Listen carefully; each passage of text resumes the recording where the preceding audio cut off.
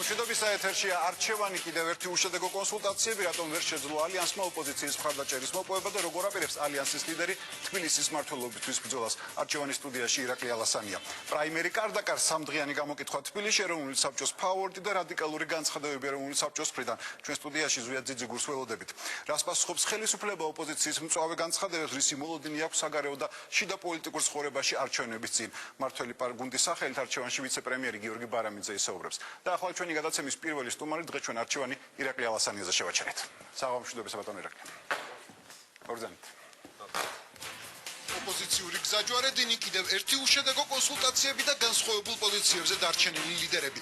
რატომ ვერ შეძლო სოზარ სუბარმა პოლიტიკური ლიდერების მხარდაჭერის მოპოვება და ის და რა ფორმით აპირებს ურთიერთობის გაგრძელებას ირაკლი ალასანია. შეუძლება გამარჯვებას ვეთქვი რა თქმა უნდა. ეს ურთიერთობა არის თანამშრომლობა და ვით თანამშრომლობა და ვით თქვა რომ ირაკლი ალასანიას თანამშრომლობა. ჩვენს გარეშე გამარჯვება არ არსებობს. კონსულტაციები გაგრძელდება იმ ძალებთან, ვინც ამბობენ რომ ალასანიას მხარს უჭერენ. გინდა უჭერს მხარს ალასანიას ალიანსის გარდა დარჩა თუ არა კიდევ ის საერთო საკითხები, რაზეც შესაძლოა ალიანსმა დანარჩენ ოპოზიციასთან კონსულტაციები განაგრძოს. სამწუხაროდ სხვა ძალებთან ვერ მოხერხდა შედეგის მიღწევა, ამიტომ მინდა ვთქვა რომ კონსულტაციები დასრულებულია. ალასანიას არჩევანი როგორ აფასებს ალიანსის ლიდერი საკუთარ შანსს თბილისის მერის არჩევნებში და როგორ აპირებს დედაქალაქის მმართველობისთვის ბრძოლას. ირაკლი ალასანია არჩევანის სტუდიაში. პრაიმერი კარდაკარ სამდღიანი გამოკითხვა თბილისში და ეროვნული საბჭოს ორი ფავორიტი. რას ფიქრობენ კანდიდატის შერჩევის ამ მეთოდზე პროფესიონალი სოციოლოგები და თავად პრაიმერის ავტორები. 15,000 ადამიანი იქნება გამოკითხული 3 დღის განმავლობაში და მინდა გითხრათ რომ ძალიან კვალიფიციურად ტარდება ეს ყველაფერი. ამის პრეცედენტი არ გამიგია. მაშინ რაღაც ვაწვალებთ ამ მომჩევლებს და პრეზიდენტიც ავირჩიოთ არა კვლევით.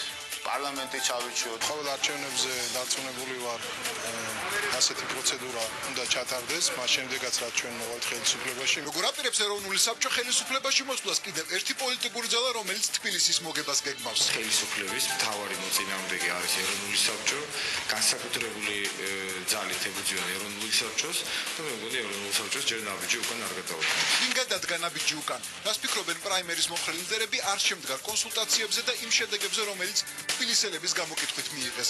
პრაიმერში გამარჯვებული კანდიდატი არჩევანის სტუდიაში. ერთი მიმართულებით უნდა გავწიო, საით გავწიო? არსად არ ვერ გავწევ. რა არ გინდა ხა გიზაბა? ვიშკაკი მოგენატრებათ მე. ყველაფრით ხედავთ ჩვენ, რომ რევოლუციის სუნით რეალებს საქართველოში. რატომ დაიწყო ოპოზიციამ ყირგიზეთის მაგალითზე საუბარი და რას პასუხობს ხელისუფლება ყოფილი თანაგუნდელის მუქარას? ხელოვნურად შექმნა ილუზიის თითქოს მათ ხელი ეშლებათ რაიმე სახით კამპანიის წარმოებაში. მე ვფიქრობ რომ მათი პოლიტიკური კამპანიის ნაწილია. შიდა პოლიტიკური აქტივობა და საგარეო გამოწვევები კიდევ ერთი ქართული ბატალიონი ავღანეთში განსაკუთრებული მადლობა საქართველოს და ევროკავშირის მაღალჩინოსთვის შეფასებები თბილისში. ეს ჩემი მეოთხე ვიზიტია. საქართველოში ყოველი ვიზიტისას პროგრესს ვხედავ. ეს არის გარანტი რომ ძალადობა და კონფლიქტი იმ სახით რაც 2008 წლის აგვისტოში მოხდა აღარ იქნება. რამდენად დაცულია ქვეყანა ახალი აგრესიისგან და რა ნაბიჯებს დგავს ხელისუფლება რუსული საფრთხის გასანეიტრალებლად. მიუხედავად ოკუპაციისა და აგრესიისა, სწორედ არავითარ შემთხვევაში არ ვამბობთ უარს ჩვენს თავისუფლებაზე. ისი მოლოდინი აქვს ხელისუფლებას საგარეო და შიდა პოლიტიკურ ცხოვრებაში არჩევნების წინ. მმართველი გუნდის სახელით არჩევანში ვიცე-პრემიერი გიორგი ბარამიძე.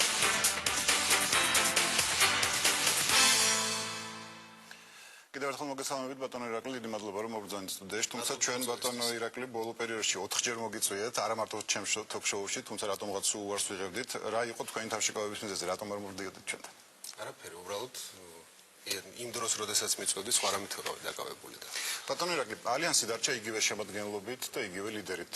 ეს საბოლოო გადაწყვეტილებაა და არაფერი აღარ შეიცვლება. მე ამ შემთხვევაში არ გულისხმობ სალომე ზურაბიშვილს და სალომე დიდი ხანია აცხადებს, რომ ის თქვენი მხარდაჭერია.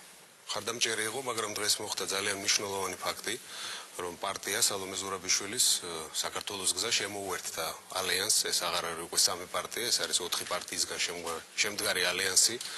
ჩვენ გქონდა რა თქმა უნდა ადრეც ღირებულებითი თავხედრა ხედვებში საქართველოს მომავალზე, საგარეო პოლიტიკურ ორიენტაციაზე, შიდა პოლიტიკურ ვითარებაზე, ამიტომაც დღეს ჩემი აზრით ძალიან ლოგიკური გადაწყვეტილება მივიღეთ ალიანსმაც და ქალბატონმა ზურაბიშვილმაც და ეს შეთანხმება გაფორმდა. ამიტომ ალიანსი კიდევ უფრო გამყარდა, გაძლიერდა. ჩემი აზრით ეს ძალიან კარგად აისახება მომავალში ჩვენ საარჩევნო კამპანიაზე, რომელიც უკვე დაწყებული გვაქვს. ასე რომ სწორედ იმ კონსულტაციებმა, რომელიც ტარდებოდა ამ პერიოდში, ეს დადებითი შედეგი გამოიღო, რომ ალიანსი გაძლიერდა და გაიზარდა. ასევე რა თქმა უნდა ამ კონსულტაციების შედეგად ნათელია, რომ ვერ ვიპოვეთ საერთო სხვა ოპოზიციურ ძალებთან, მაგრამ ჩვენ გვაერთიანებს საერთო ამოცანა არის ხელისუფლების შეცვლა მშვიდობიანი გზით, ამიტომ ამ გზაზე ჩვენ ბუნებრივია ვიქნებით კოორდინაციაში დანარჩენ პოლიტიკურ კოლეგებთან, მაგრამ კონსულტაციები უკვე დასრულდა, ეს მინდა გითხრათ ძალიან ნათლად.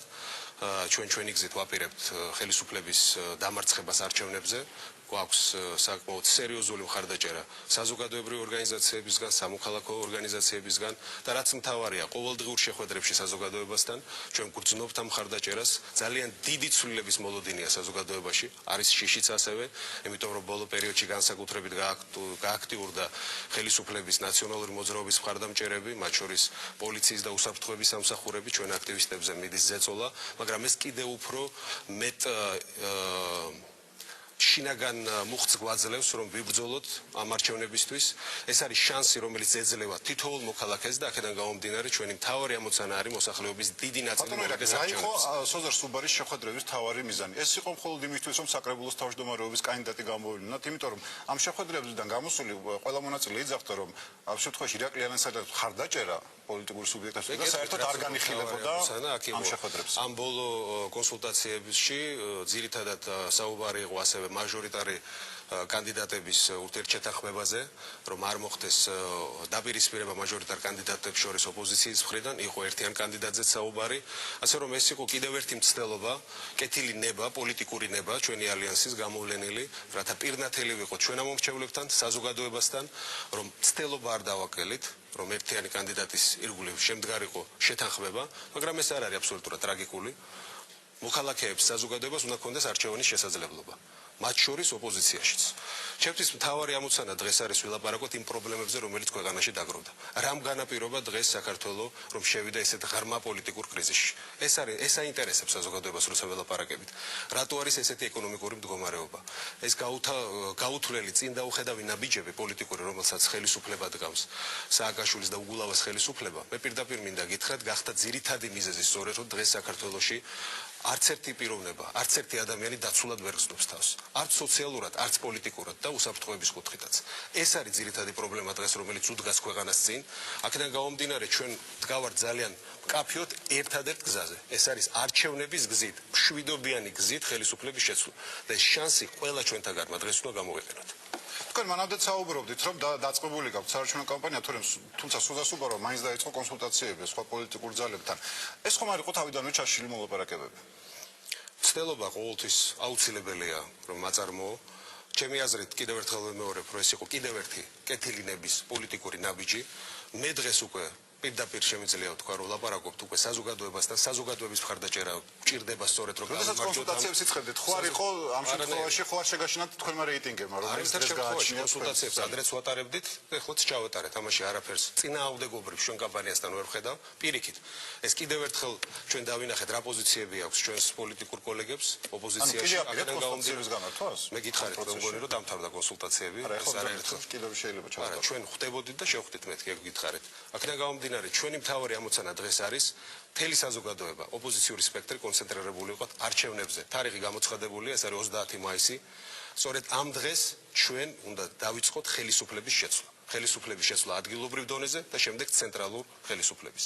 აქედან გამომდინარე, მთავარი ჩემი საზრუნავი დღეს არის რას მელაპარაკება ჩემი მომრჩეველი, საზოგადოება, ყოველდღე გვაქვს შეხვედრები, სოციალურ საკითხებთან ერთად ძირითადი პრობლემა ამ ჩვენი საზოგადოების არის, რომ ის თulis თავს დაუცველად იმიტომ, რომ ის რაც მოხდა თუნდაც 13 მარტს იმედის ეთერით. ეს კიდევ ერთი დემონსტრირება იყო იმის თუ რა უსამართლო და ცინიკურად ეპყრობა ხელისუფლება საკუთარ ხალხს. ეს უნდობლობა, რომელსაც ხელისუფლება იჩენს საკუთარი ხალხის მიმართ, უბრუნდება ასევე უნდობლობით. საზოგადოებაში ძალიან დიდი მოთხოვნა ცვლილებების, მაგრამ მშვიდობიანი ცვლილებების. სწორედ არჩევნები, რომელიც დანიშნული, ეს არის ის შანსი, რომელიც უნდა გამოვიყენოთ, კიდევ ერთხელ ვიმეორებ და ძალიან სერიოზულად მიმდინარეობს ხალხის დაშინება პოლიციური უსაფრთხოების სტრუქტურებისგან. თუმცა დაშინება მოძრაობის აქტივისტებისგან აქედან გამომდინარე არ მიმდინარეობს. დღეს ისმოდა მუხარები რომ საქართველოს შეიძლება განმეორდეს ეგეუნებით ველაპარაკება და ეს არ იყო ხელისუფლების მხრიდან გაკეთებული განცხადება. რასაც ველაპარაკება აურჩეველი თითოეულ კორპუსში, თითოეულ ოჯახში მიდიან და აშინებენ, რომ არ გამოვიდნენ შეხვედრაზე ოპოზიციურ ლიდერებთან, არ მოისმინონ მათი პროგრამა, არ კონდეს შეხვედრები მასშტაბური ოპოზიციას მოსახლეობასთან, მაგრამ ეს არ მუშაობს. ამას ვიძახი. ამის თქმა მინდა, რომ საზოგადოებაში იმდენად დიდია მოთხოვნა ცვლილებების, რომ ესეთი მეთოდები უკვე აღარ ამართლებს. გარდა ამისა, ძალიან კარგად ახსოვს ყველას, რა იყო წინა საარჩევნო დაპირებები ამ ხელისუფლების, როდესაც მოდიოდა არჩევნებით ხელისუფლებაში, არც ერთი დაპირება, რომელიც რეალურად სააკაშვილის ხელისუფლებამ შესთავაზა საზოგადოება შესრულებული არ არის. თუნდაც საგარეო პოლიტიკურ ფრონტზე იგივე ნატოსთან ინტეგრაციის პროცესი, რომელიც რეალურად გახანგრძლივდა და გადაიდო გაურკვეველი ვადით, იგივე ტერიტორიული მთლიანობის აღდგენის პრობლემა, რომელიც გადაჭრასაც სააკაშვილი და მისი ხელისუფლება პირდებოდა ჩვენს მოსახლეობას და ამ მხრივ კატასტროფულად შეიცვალა ვითარება 8 აგვისტოს ომის შემდეგ და ჩვენ კიდევ უფრო მეტი ტერიტორია დავკარგეთ და დღეს არის ოკუპირებული რუსეთის მიერ. დავიწყოთ სოციალური საკითხები, ჯანდაცვის სისტემა, რომლის რეფორმირება დაიწყო, კატასტროფული მდგომარეობაა. მე ვიტყვი, რომ ეს არის რეალურად გვაქვს საქმე პასუხისმგებლობის არქონასთან საკუთარი მოსახლეობის მიმართ ხელისუფლების მხრიდან. საერთოდ გააქრა ეს პასუხისმგებლობა. ხელისუფლებას აქვს პასუხისმგებლობა ჯანდაცვაზე. ხელისუფლებას აქვს პასუხისმგებლობა ქვეყნის განათლების სისტემის ორგანიზებაზე. არც ერთი პროექტი, რომელიც დაიწყო, განხორციელებული არ არის. პირიქით, დღეს მე ვიცი, მოსახლეობის 80% ჯანდაცვის გარეშეა. იგივე დაპირებები, საპენსიო დაპირებები, რომელიც $100 უნდა გამختارიყო თითოეული პენსიონერის პენსიის ოდენობა. ესენი ყველანი არიან ეს ყველა პრობლემა არის გადაუჭრელი. სწორედ ამას ვთავაზობთ ჩვენ საზოგადოებას, რომ ცვლილება, რომელიც უნდა განხორციელდეს არჩევნების გზით, მოიტანს სწორედ რეალურ ცვლილებებს თვითონ პრობლემების გადაწყვეტას. ირაკლი აქტიურად რომ ჩაერთო წინასაარჩევნო კამპანიაში, იმიტომ რომ ძალიან ხშირად, როდესაც აი თქვენი მოწვევაც გვინდა სტუდიაში, საზღვარგარეთამდე ხოლმე და ხო არ გიშლით ეს ფაქტორი, მე საზღვარგარეთ დავდივარ, არავითარ შემთხვევაში საერთაშორისო თანამეგობრობა, მეგობრები პოლიტიკური და დიპლომატიური წრეებში, რომლებიც ყავს, ინფორმირებული უნდა იყვნენ ზუსტად რა ხდება საქართველოში. სწორედ ამას ემსახურება ჩემი თანახევარია დარჩენილი, ახლა ეს პერიოდი არის, როცა ძირითადად მე ვიყავი ამას წინათ შეერთებულ შტატებში, სწორედ მოვინახული ჩემი კოლეგები, ძველი და დიპლომატიური და პოლიტიკური წრეებიდან, არანაირად არ მიშლის ეს ჩემს კამპანიაში, ხელს ყოველდღიურად მე ვატარებ შეხვედრას მოსახლეობასთან, ზუსტად ვიცი რა პრობლემებია და ზუსტად ვიცი ეს პრობლემები როგორ უნდა გადავჭრათ. ხელისუფლების შეცვლა არის აუცილებელი პირობა, რომ ქვეყანაში გრძელვადიანი კეთილდღეობისთვის ზრუნვა დავიწყოთ. ეს ხელისუფლება რეალურად დღეს სააკაშვილის უგულავას ხელისუფლება მართავს ქვეყანას ისეთი მენტალიტეტით, როგორც მენტალიტეტიც აქვს თუნდაც კრიმინალურ კარტელს.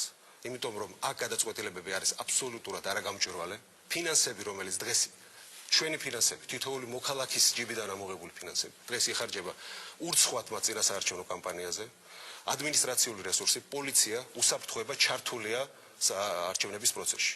აი ამან გამოიწვია სწორედ ის დიდი მოთხოვნა ცვლილების, რომელიც საზოგადოებაში არის და ამ მოთხოვნის დაკმაყოფილება ჩვენ ვაპირებთ წინასაარჩევნო კამპანია კრიტიკის ობიექტი გახდა არა მხოლოდ დაუშვათ გახდა ასე ოპოზიციის მხრიდანაც. აი პირადად ლევან გაიჩნდა განაცხადა, რომ თქვენ არ იბრძვით გამარჯვების, ეს არ არის გამარჯვების კამპანია. რატომ? იმიტომ რომ ვერ მოხდა ლევან გაიჩნდასთან მიღწევა რაღაც შედეგის. რას ითხოვდა ლევან გაიჩნდაზე? გამარჯვების ფორმულა არის ხალხის პარლამენტში. ხალხთან ერთად უნდა გავემარჯვო. მე ვმუშაობ ხალხთან. მე ვხვდები ჩვენს მოქალაქეებს, ამომრჩევლებს და მათგან ვიღებ სწორედ ინფორმაციას, რა პრობლემებია გადასაჭრელი. მე ნაკლებად მაინტერესებს სხვა პოლიტიკური ლიდერები რა შეფასებას მისცემენ ჩემ კამპანიაში. ჩემთვის მთავარია საზოგადოება რას იტყვის. არც გაიჩილაძის აზრი არ გაინტერესებს ამ კონკრეტულ შემთხვევაზე. როდესაც ზურაბ ნოღაიდელთან გადაწყვიტეთ თქვენ მოლაპარაკების დაწყება, მე მაშინ მახსოვს თვითონ ალიანსში იყო, ამას მოყვა ძალიან დიდი დაპირისპირება ალიანსის წევრებს შორისაც. ბოლოს მე მახსოვს რამის ულტიმატუმიც კი წამოგიყენა თქვენ მარჯვენებრივ რესპუბლიკაზე, მისათვის რომ ზურაბ ნოღაიდელთან მოლაპარაკები არ წამოუყენებიათ, ჩვენ გქონდა აზრთა სხვადასხვაობა ამ საკითხზე, დაგვეწყო თუ არა კონსულტაციები. მე გადავდგი ეს ნაბიჯი, რომ სწორედ კონსულტაციების გზით მომეძებნა შესაძლებლობა ოპოზიციურ სპექტრს შორის შეთანხმება შემდგარიყო. ეს იყო სწორი გადაწყვეტილება მე დღეს რაზე უნდა შეთანხმულიყავით ზურაბ ნოღაიდელთან? თქვენ მუდმივად აცხადებთ, რომ ზურაბ ნოღაიდელთან სალაპარაკებლად არ ზურაბ ნოღაიდელი არაფერ შუაში არ არის. ზურაბ ნოღაიდელი არც აყენებდა კანდიდატურას მაშინ, არც დღეს დაუყენებია. რომ ნახავთ როგორ არის შუაში, რომ გახდა თქვენსა და არაფერ შუაში არ არის. საბჭოს შორის პრაქტიკულად. არაფერ შუაში არ არის. მოლაპარაკებები დავიწყეთ იმ ძალებთან, ვინც აყენებდა კანდიდატურას და დღესაც თქვენ სტუდიაში იქნება ერთ-ერთი კანდიდატი მერობის არჩევნებში. აქედან გამომდინარე, მათთან მქონდა კონსულტაციები, როგორ უნდა გამოვლენილიყო ერთიანი კანდიდატი და სხვადასხვა ვარიანტებს განვიხილავდით, მაგრამ ეს უკვე წარსული. ამას წერტილი დაესვა. ჩვენი გზა გვაქვს, პრაიმერის მხარდამჭერებს საკუთარი გზა და გადაწყვეტილების მიღება სწორედ ამომრჩეველს. იყო თუ არა ლევან გაიჩილაძის იდეა, რომ თქვენ დაგეწყოთ საუბარი ეროვნულ საბჭოსთან და კერგო ზურაბ-მოღაიდელთან. ვისი? ლევან გაიჩილაძის შემოთავაზება იყო თუ არა ეს? საერთოდ სურვილი, რომ დაწყებულიყო კონსულტაციები ყველა მხრიდან იყო. რომ კიდევ ერთხელ ვიტყვი, მივსულიყავით ერთიანი კანდიდატის გამოკვეთის ფორმულამდე. აქედან გამომდინარე ეს ჩატარდა ეს კონსულტაციები, დასრულდა და ჩავაბაროთ ისტორიას. დღეს უნდა ვილაპარაკოთ ჩვენ, როგორ შევცვალოთ ეს ხელისუფლება, რომელიც ყოველ დღე საფრთხის ქვეშ აყენებს ჩვენს ქვეყანას. ყოველი დღე ეს იქნებოდა 13 მარტის გადაცემა. ეს იქნებოდა თუნდაც ის ინტერვიუ, რომელიც ჩინაგან საქმეთა სამინისტრომ მისცა, რომელიც არის ისეთი წინ დაუხედავი, რომ სერიოზული პრობლემების წინაშე აყენებს საქართველოს. საერთაშორისო იმიჯს კიდევ ერთხელ ურტყამს. ეს არის პრობლემები, რომელიც ჩვენ უნდა აღმოვფხვრათ არჩევნების გზით ხელისუფლების შეცვლისთვის. ამაზეა გადართული მთელი ჩემი ალიანსი, ჩემი მხარდამჭერები, როგორც საზოგადოებრივი ორგანიზაციები, ასევე ამომრჩევლები და ამაზე უნდა ვილაპარაკოთ. საერთო კანდიდატის გამოსავლენა არის თუ არა ეროვნულ საბჭოს შესთავაზდეს, რომ ჩატარებული იყო სოციოლოგიური გამოკითხვა. თუმცა ბოლოს ამაზეც უარი თქვით, რატომ? ეს არაერთხელ მე განმარტე უკვე და კიდევ ერთხელ მოკლედ გეტყვით. აქ ჩვენ ვერ შევთანხმდით ვადებზე, როდის უნდა ჩატარებულიყო ეს. ჩვენ კამპანია დავიწყეთ მაშინ, როდესაც საჭიროდ თვლიდით. აქედან გამომდინარე ეს იყო ტექნიკური საკითხები, რაზეც ვერ შევთანხმდით, ამაში ტრაგედიას ვერ ხედავ და ამის გამო. თუმცა იყავით ძაბრო მიგეღოთ მონაწილეობა სოციალურ გამოკითხვაში, ვადებზე რო შეთანხმებულიყავით. ვადებზე შეთანხმება რომ მომხდარიყო, შეიძლებოდა კომპრომისზე წავსულიყავით, მაგრამ დღეს უკვე ეს თემა დახურულია. დამთავრებულია შაბარდა ისტორიას. დღეს მთავარი ჩვენთვის არის ავაწყოთ ისეთი ეფექტური კამპანია, რომელიც მოსახლეობას გაუჩენს ნდობას არჩევნებისთვის. არჩევნების მიმართ ნიჰილიზმის დანერგვა არის ხელისუფლების ინტერესებში. პირდაპირ მიდის კიდევ ერთხელ პოლიციური და უსაფრთხოების სტრუქტურების ამ კუთხით მუშაობა. მე მინდა გარანტირებულად უთხრა ჩვენს ამომრჩეველს, რომ თითოეული მათი ხმა იქნება კონფიდენციალური. ნუ რავის ნუ შეეშინდება იმის, რომ ვინმე გაიგებს ვის მისცა ხმა. ეს არის კონფიდენციალურობა იქნება გარანტირებული საერთაშორისო ორგანიზაციების მიერ. ჩვენს მიერ და რაც მთავარია, არც ერთი ხმა, რომელიც იქნება მიცემული ოპოზიციური კანდიდატისთვის, არ იქნება გადაგდებული და ვინმეს მიერ მოპარული.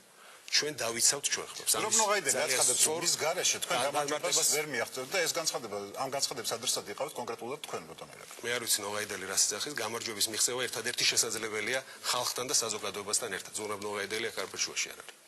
თუმცა ის ზურაბ-მოღაიდელის გუნდი შეიძლება ერთ-ერთი თქვენი ყველაზე ძლიერი კონკურენტი აღმოჩნდეს, ერთ-ერთი შეიძლება კონკურენტი იყოს, მაგრამ თავარი გადაწყვეტილება იქნება საზოგადოების 30 მაისს. დაველოდოთ 30 მაისს. თქვენ აი მაგალითად გია ჭანტურია კონკრეტული დაპირებებით გამოდის უკვე ეს არის ტარიფების ცვლილება და თქვენ კონკრეტულად რას პირდებით მოსახლეობას? რა იქნება ეს კონკრეტული ცვლილებები, რაც როდის შემთხვევაში თქვენ თუ არჩევნებში გაიმარჯვოთ, განხორციელდება ველაპარაკებით საზოგადოებას ყოველ დღე და სწორედ იმას უხსნით, რის შეცვლას ვაპირებთ. პირველ რიგში ეს იქნება თვითონ თბილისის მმართველობითი ორგანოს ისე შეცვლა, რომ თითოეული საბიუჯეტო დანახარჯი იქნება გამჭვირვალე. დღეს ყველაფერი არის გასაიდუმლოებული, მათ შორის კონტროლის პალატის შემოწმებები, რომელიც ძალიან სერიოზულ დარღვევებზე ლაპარაკობს მერიაში და ეს იქნება ერთ-ერთი თემა, რომლის შესახებაც ჩვენ ძალიან სერიოზული საუბარი მოგვიწევს მერიასთან. რაც მთავარია, რეალურად შედგება დაბალანსება მერიის ხელისუფლების და საკრებულოს. პროფესიონალი გუნდი, პროფესიონალები გადაწყვეტავენ ქალაქის ურბანული განვითარების, არქიტექტურული განვითარების ყველა საკითხს და არ იქნება ეს ქალაქი ერთი კაცის ქალაქი, ეს იქნება პროფესიონალების მართვის ქვეშ აღებული ქალაქი. რაც მთავარია, თითოეული მოქალაქის წინაშე იქნება მერი ანგარიშვალდებული. მერი შეხვდება საკუთარ მოქალაქეებს. დღეს მიღების საათებიც კი არ არსებობს მერიაში მოქალაქეების. ასე რომ ეს იქნება ჭეშმარიტად წარმომადგენელი თბილისის მოქალაქეების. გარდა ამისა, ჩვენ გვაქვს ძალიან სერიოზული პროგრამა დასაქმების პრობლემის გადაწყვეტისთვის. ჩვენ პირველ ეტაპზე, როგორც კი გავიმარჯვებთ არჩევნებში, გვაქვს პროექტი, რომელიც ხელს შეუწყობს დაასაქმოს თბილისში მინიმუმ 50,000 ადამიანი. ეს იქნება სპეციალური ფონდით გაკეთებული და ამ ფინანსების გამოძებნა შეიძლება მერის ბიუჯეტიდან დღესვე, იმ არატრანსპარენტული ბიუჯეტიდან ჩვენ მოვძებნეთ საშუალება რომ დავაფინანსოთ ესეთი ფონდი, რომელიც ხელშეუწყობს საოჯახო და საბინაო ბიზნესის დაფინანსებას. ასევე გვაქვს ძალიან სერიოზული ჯანდაცვის პროექტი, რომელზედაც უკვე ჩვენ ველაპარაკებით ჩვენ სამომრჩევლებს, ყველა ოჯახს ეყოლება საკუთარი ოჯახის ექიმი და ეკნებათ რეალურად ხელმისაწვდომი ჯანდაცვა. Medicamentevis ფასები იქნება სერიოზულად დაწეული 3 წლამდე და 65 წლებით, ამიტომ წლიზევით, აქედან გამომდინარე ჩვენ გვაქვს ძალიან სერიოზული შეთავაზებები სოციალური ჯანდაცვის პრობლემების გადაწყვეტის და უმუშევრობის გადაწყვეტის. ეს არსებული რეიტინგების გათვალისწინებით, მაგრამ ამაზე ჩვენ რა თქმა უნდა უფრო დეტალურად ველაპარაკებით. თქვენ როგორ აფასებთ საკუთარ შანსს, რომ გაიმარჯვოთ არჩევნებში? მომავალი კვირიდან დავასრულებთ, თუ შეიძლება მომავალი კვირიდან ჩვენ უკვე ვიწყებთ ერთ-ერთი ჩვენი პროექტის პრეზენტაციას, ეს იქნება ჯანდაცვის პროექტის პრეზენტაცია და შემდეგ უკვე სხვა პროექტების პრეზენტაციასაც. ასე რომ საზოგადოებასთან გვაქვს მუდმივი კავშირი, კონტაქტი და აქედან გამომდინარე ისინი ინფორმირებული არიან, როგორ ვაპირებთ იმ პრობლემების შეცვლას და აღმოფხვრას, რომელიც დღეს არის ჩვენ საზოგადოებაში. რომ თავარი კიდევ ერთხელ მინახაზი გავუსვა. ეს არის სისტემური ცვლილება. სისტემური ცვლილება, რომელიც უზრუნველყოფს, რომ ყველა მოქალაქის ექნება სამართლებრივი დაცვა. სასამართლო იქნება რეალური სასამართლო. მათ ბიზნესები, მცირე, საშუალო, დიდი ბიზნესი იქნება დაცული ესეთი რეალური ტერორიზმგან გადასახადო და საფინანსო სამსახურების მხრიდან, რომელიც ყოველდღიურად გრძელდება. ეს გააჩენს სწორედ იმ გარემოებას და იმ ვითარებას, სადაც შეიძლება ბიზნეს გრძელვადიანად დაგეგმოს საკუთარი გეგმა და დაასაქმოს მოსახლეობა. ამიტომ ცვლილებები არის რეალურად სისტემური განსახორციელებები ჩვენ სხვაგან. დღეს არსებული რეიტინგების მიხედვით, რაც დასრულება მინდა და მე მკითხეთ.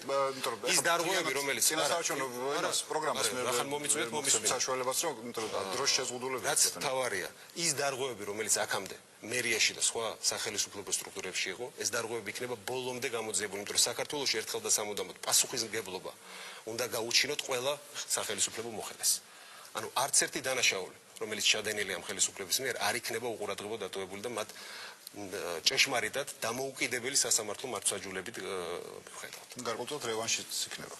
არავითარი რევანში. კანონი უნდა იყოს უზენაესი ყველასთვის. და არ უნდა იყოს გამონაკლისი ნაციონალური მოძრაობის წევრებისთვის. კარგით, მე მას ჩემ კითხვას დავუბრუნდები ისე. დღეს არსებული რეიტინგების მიხედვით, რამდენად რეალურად აფასებთ თქვენ შანსს, რომ მიაღწიოთ გამარჯვება სამში? მით უმეტეს, რომ თქვენი რეიტინგების დაუშვათ არ სჯერათ ამ არც პრაიმერის მომხრე პარტიებს. თუ იყო ესეთი განცხადებები, რომ თქვენ პრაქტიკულად არ აქვს შანსი ჩემი რეიტინგები და ანუ ჩემი დამოკიდებულება ამ ციფრების მიმართ არის შემდეგი. მე ყოველდღე ხვდები საზოგადოებას, მოქალაქეებს და მათგან გძნობ მხარდაჭერას. ჩემი სოციოლოგიური გამოკითხვა არის ჩემი შეხვედრები, რომელსაც ვაწარმოებ ხალხთან. მათგან გძნობ მხარდაჭერას, სწორედ მათი მხარდაჭერის იმედით მივდივარ ამ ბრძოლაში გამარჯვების იმედით. 30 მაისს გარკვეული იქნება ვის უჭერს მხარს საზოგადოება. კარგით, ბატონო ირაკლი, დავალოდოთ 30 მაისს და გავარკვიოთ ვის დაუჭერს მხარს თბილისში. დიდი მადლობა მოგზაურობისათვის, ჩვენი სტუმარი გახდათ ალიანს ლიდერი ირაკლი ალასანია. რეკლამის შემდეგ ზვიად ძეძეგულის მოვიდებით არჩევანის სტუდიაში. ნახვამდის. პრაიმერი კარდაკარ სამდღიანი გამოკითხვა თბილისში და ეროვნული საბჭოს ორი ფავორიტი. რას ფიქრობენ კანდიდატის შერჩევის ამ მეთოდზე პროფესიონალი სოციოლოგები და თავად პრაიმერის ავტორები. 15,000 ადამიანი იქნება გამოკითხული 3 დღის განმავლობაში და მინდა გითხრათ, რომ ძალიან კვალიფიციური ტარდება ეს ყველაფერი. ამის პრეცედენტი არ გამიგია. მაშინ რაღაც ვაწვალებთ ამ მომრჩევლებს და პრეზიდენტიც ავირჩიოთ, არა კვლევით.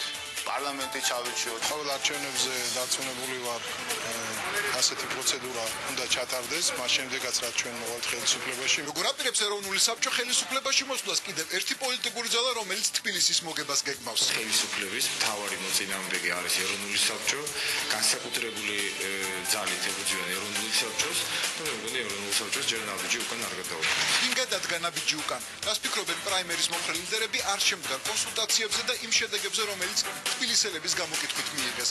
პრაიმერში გამარჯვებული კანდიდატი არჩევანის სტუდიაში. არჩევანი პირდაპირ ეთერში ბრუნდება და ჩვენი სტუმარია ზვიად ძიძიგური, ბატონ ზვიად, თავდაპირველად გილოცავთ.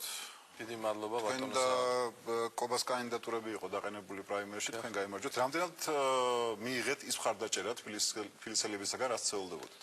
მინდა მადლობა უთხრა ყველას, ვინც მიიღო სოციოლოგიურ კვლევაში მონაწილეობა. უპრეცედენტო მასშტაბის სოციოლოგიური კვლევა ჩატარდა, 15,000 რესპონდენტი გამოიკითხა.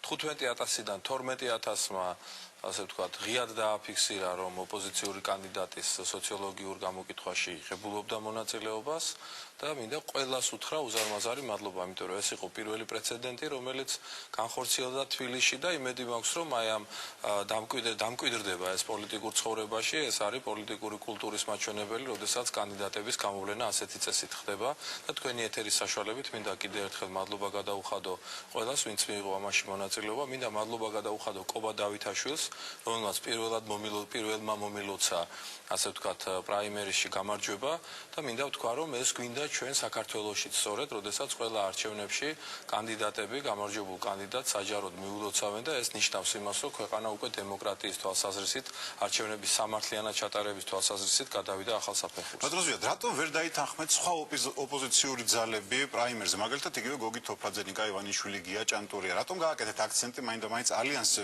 მით უმეტეს რომ ალიანსი თავიდანვე აცხადებდა, რომ იქ სადაც ნოღაიდელია, ჩვენ მქონდა კონსულტაციები ყველასთან, ეს ამდენიმე თვიანი კონსულტაციები იყო, ქრისტიან დემოკრატებთან არ მქონია ეს კონსულტაციები, მქონდა მრეწველებთანაც კონსულტაციები, მქონდა ალიანსთანაც, ლევან გაჩეჩილაძესთანაც, ეხლა როდესაც რომელიმე პოლიტიკურ პროექტს ვინმე ეთანხმება, მაშინ ხდებიან თანამოაზრეები ამ პოლიტიკურ პროექტში, როცა არ ეთანხმებიან, არ ხდებიან, ამიტომ სამწუხაროდ არ დაგვეთანხმდნენ სხვები, მაგრამ მე ვფიქრობ, რომ მომავალი პრაიმერის ჩატარებას ქართულ პოლიტიკაში აქვს და ვფიქრობ არა მარტო ადგილობრივი არჩევნების დროს, არამედ საპარლამენტო არჩევნების დროსაც, საპრეზიდენტო არჩევნების დროსაც ეროვნული საბჭო იქნება ამ პოლიტიკური ფორმულის და ამ პოლიტიკური სქემის მხარდამჭერი. ბატონო ზიად, ნოღაიდელის მუქარები დღით უფრო მძიმე ხდება. ანუ დღეს გაისმა უკვე ყირგიზეთის მაგალითიც, ხო? ეს რას ნიშნავს? რამე კონკრეტული გეგმა არსებობს, როგორ უნდა მოიქცეთ დაუშვათ არჩევნების შემდეგ უკვე არსებობს ასეთი გეგმა? ესე იგი, ბატონ ზაალ, მოდი კონტექსტიდან ამოგდებულად ნუვიმშელებთ საკითხზე და თუ მომწევთ მე ნახევარწუთს მოგახსენებთ რაშია საქმე. ყველა შეხვედრას, რომელსაც ეროვნული საბჭო ატარებს, თან ახლავს ხელისუფლების მიერ კარგად ორგანიზებული და დაფინანსებული პროვოკაცია. ეს არის თბილისში თუ ეს არის რეგიონებში. ყველგან სადაც დარბაზებს ვითხოვთ გვიქმნიან პრობლემებს. დღევანდელი შეხვედრაც, რომელიც ვერი საკალათბურთო სასახლეში ჩატარდა, უნდა ჩატარებული იყოს სპორტის სასახლეში. ამაზეც უარი გვითხრეს, აქედან გამომდინარე იძულებული ვიყავით, გადავსულიყავით სხვა შენობაში და იქ ჩაგვეტარებინა. რიგრიგობით დახურეს 5 სტამბა, რომელმაც გაბედა და დაგვიბეჭდა ჩვენ სააგიტაციო მასალა.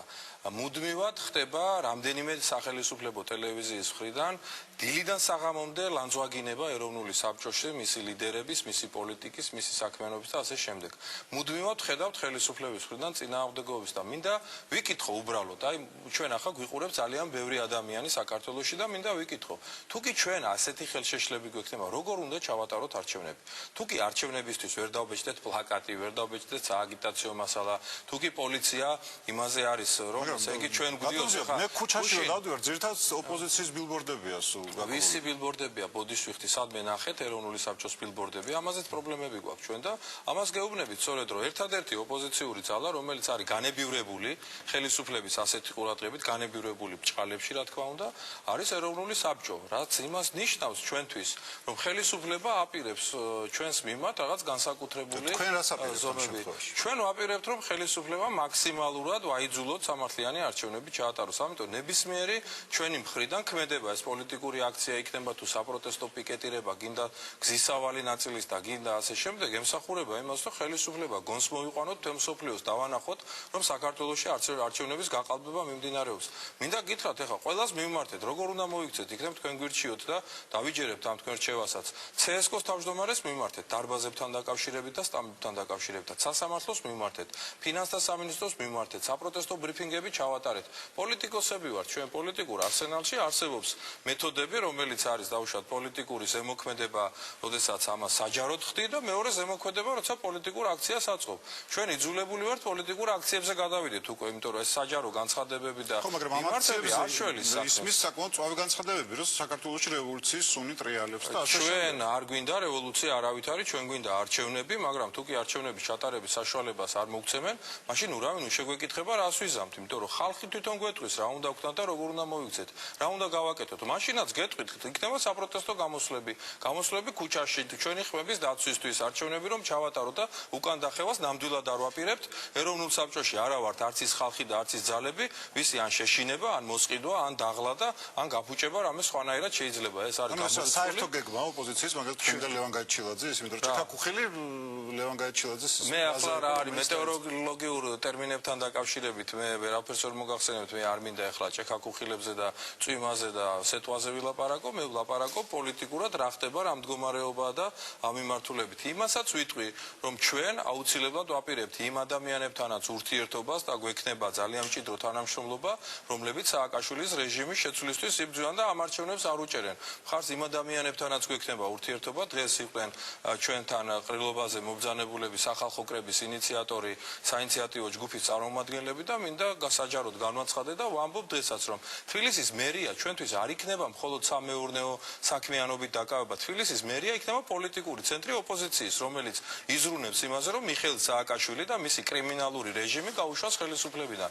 ჩვენ ესეთი გეგმა გვექნება სამეურნეო საკითხებზე სოციალურ საკითხებზე თუ გვექნება ამაზე ჩვენ დღეს შესაძლებლობა მე რა თქმა უნდა დიდი სიამოვნებით და აუცილებლად ვისაუბრებ იმ კონკრეტულ გეგმებზე რომელიც ჩვენ გაგვაჩნია მაგრამ მე მინდა იცოდეს საქართველოს თემა მოსახლეობამ ის ვინც დაუჭერს ეროვნულ საბჭოს ხარს ის დაუჭერს სააკაშვილის რეჟიმის ვადამდელი საპარლამენტო საპრეზიდენტო არჩევნებით სახლში გაშვებას ხარს ეს იქნება ჩვენი ერთ-ერთი მთავარი მიმართულება და ოპოზიციურმა ამომრჩეველმა დღესდღეობით ლევან გაჩილაძე არც თქვენთან არის და არც ალიანსთან არ თვლით რომ საკმაოდ ისეთი წონიანი ლიდერი დაკარგეთ თუ გაჩილაძე არ არის დაკარგული ლევან გაჩილაძე არსად არ დაიკარგება მინდა დაგარწმუნოთ თქვენს ლევანს კარგად ვიცნობთ ყველანი და ლევან გაჩილაძე ალბათ თავის ადგილს იპოვის თავის ღირსეულ ადგილს ქართულ პოლიტიკაშიც ამ არჩევნების შემდეგ პროცესშიც და მინდა წარმატება უსურვო ბატონ ლევან ჩვენ მასთან თანამშრომლობის რეჟიმი გვაქვს და ეს თანამშრომლობა როგორ ფიქრობთ დააყენებს კანდიდატურას ლევან გაჩილაძემ არ ვიცი ახლა წინასწარმეტყველების ნიჭით არა ვარ დაჯილდოებული მაგრამ მინდა ესე იგი განვაცხადო და ვთქვა რომ თანამშრომლობა ჩვენ შორის არის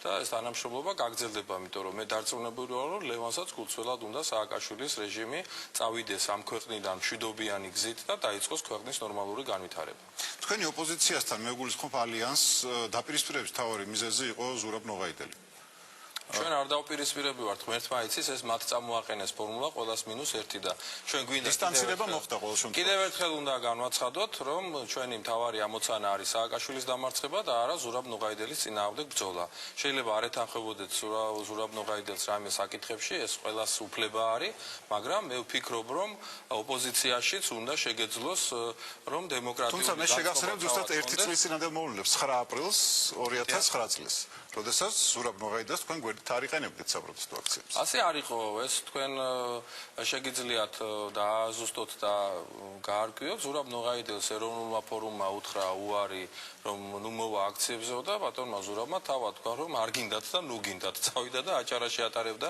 საპროტესტო აქციებს, ასე რომ ბატონ ზურაბ ნოღაიდელს საკმაოდ კარგად აქვს წარმოდგენილი თავისი ფუნქციაც, თავისი როლიც. მინდა გითხრათ, თუ არის ძალიან მიზანმიმართული და უშიშარი კაცი და ამის გამო მე მას ვაფასებ. სერიოზული განზრახვებით არის და ჩვენ გვაქვს ძალიან კარგი ალიანსი ეროვნული საბჭოს სახით და ეროვნული საბჭო არის ის ძალა რომელიც აუცილებლად მიიყვანს დაწყებულ ეს ადამიანი ოპოზიციის დიდი ნაწილი ისთვის და დღესაც არის მიუღებელი არა უშავს ისთვისაც არის მისაღები ის ოპოზიციური ძალები ვიბრძოლებთ ერთად ახლა შეიძლება ჩვენთვისაც არ იყოს ვინმე მისაღები მაგრამ ჩვენ არავინ არ გვაძალებს იმასთან ურთიერთობას ვინ ჩვენთვის მისაღები რატომ არის თქვენთვის მისაღები მე გეტყვით რომ რუსეთთან ურთიერთობის დამყარება ეს ვფიქრობ რომ არის ჩემი ქვეყნისთვის სასიცოცხლო მნიშვნელობის მქონე საკითხი. ზურაბ ნოღაიდელმა გაბედა და გადადგა ის ნაბიჯი რაც იყო საქართველოში შექმნილი კონიუნქტურის წინააღმდეგ წასვლა. კონიუნქტურა გულისხმობს მოღალატეა ყველა ის ვინც რუსეთთან ურთიერთობაზე სიტყვას ამოიღებს იმიტომ რომ ეს აკრძალა მიხეილ სააკაშვილმა და ამ თემაზე არავინ არ უნდა ისაუბროს. ჩვენ ასეთი ჯიშის ხალხი არა ვართ. ზურაბ ნოღაიდელი დღემდე ვერ გაბედა რომ ეღიარებინა რომ რუსეთმა საქართველოს ტერიტორიების ოკუპაცია მოახდინა. რუსეთი საქართველოს ტერიტორიების საქართველოს ოკუპანტი რო არის ეს არაერთხელ დაუფიქსირებია ზურაბ ნოღაიდელს და მინდა კიდე ერთხელ დაგიდასტუროთ და სწორედ ამიტომაც არის აუცილებელი ურთიერთობა რუსეთთან, რომ ჩვენ ომის მომხრეები არა ვართ. მე მინდა ტელემაყურებელს შევახსენო, მინდა თქვენ შეგახსენოთ, რომ 13 მარტს გასულ ცნობილ იმიტირებულ ქრონიკაზე მიხეილ სააკაშვილმა გააკეთა კომენტარი ასეთი. თავარი უბედურება ის კი არ არის, რომ ტიტრები არიდო ამ იმიტირებულ ქრონიკაზე. თავარი უბედურება ის არის, რომ ეს არის რეალური სცენარი, რომელიც საქართველოს ელოდება. მიხეილ სააკაშვილმა თავისი პირით თქვა, რომ მისი ხელისუფლებაში დარჩენის შემთხვევაში საქართველოს რეალური სცენარი არის რუსეთთან ომი. ჩვენ არ გვინდა რუსეთთან ომი, საქართველოს მოსახლეობის 80%-ზე მეც არ უნდა რუსეთთან ომი, უფრო მეტიც მას უნდა დიალოგი და ურთიერთობების დარეგულირება რუსეთთან.